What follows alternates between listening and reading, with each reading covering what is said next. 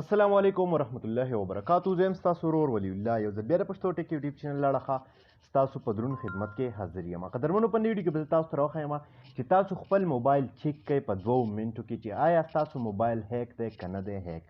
اکثر زموږ نه ملګري موبایل واخلي یا بل څوک موبایل واخلي، هیکینګ والا لینکس مونږ ته راکړي یا زموږ موبایل کې داسې اپلیکیشن انسټال کړي چې د هغې په واسطه سره زموږ موبایل چې دی بیا د هغو په کنټرول کې وي او زموږ موبایل هغه مکمل هیک کولی شي.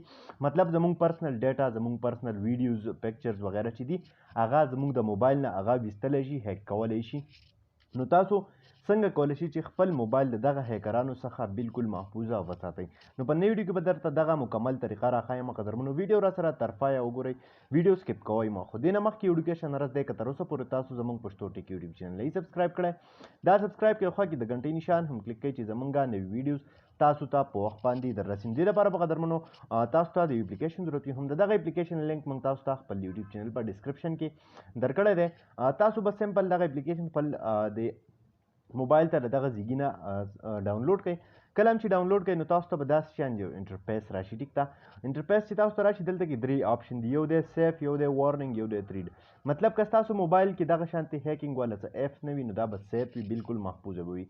او که وي پکې نو دا به بیا تاسو ته وارننګ راکوي یا به درته تھریډ راکوي. سمپل دغه سکیننګ باندې به کلیک وکړئ. دا به ستاسو موبایل کې چې څونه هم ډاټا ده، څونه ایپس دي، دا به ټوټل تاسو له سکین کړي. اوس که دلته کې وګورئ وارننګ 1، مطلب یو داسې اپلیکیشن زما په موبایل کې شته دی چې هغې نه زما د موبایل ډیټا لیک کېدو ته، بار ته وتلو ته خطره شته دی. دا وګورئ ما له دوی وارننګ راکړو. اوس اټومیټکلی چې کله دا سکیننګ پوره شي نو دا به دغه وارننګ والا کم ایپس چې دي دا به ما ته دا په ګوته کې دا به ما ته وښیي. نو زه به څه وکړم، هغه به زه د دې ځایږي نه ختم کړم. تھریډ هم شته دی دلته کې، وارننګ هم شته دی او سیف نه دی موبایل. نو کله چې دا سکیننګ 100% پورې پوره شي د هغې نه بعد به تاسو بیا دا هر څه چې دي خپل له موبایل نه به لرې کوئ. خپل موبایل به تاسو په خپله محفوظ کړئ.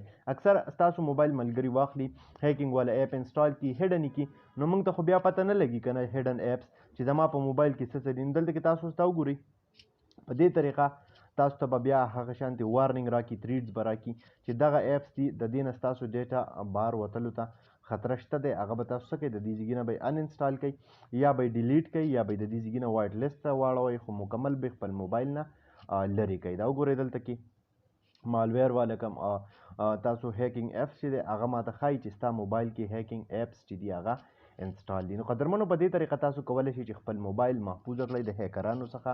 داسې نه وروستو بیا ارمانونه کوئ. امید لرم چې نوې ویډیو به هم خوښه شوې وي. که خوښه شوې وي لایک یې کړئ، چینل سبسکرایبول مه هېروئ، ملګرو سره یې شیر کړئ. تر بلې ویډیو د خپل ځان ډېر زیات خیال ساتئ. د خدای په امان.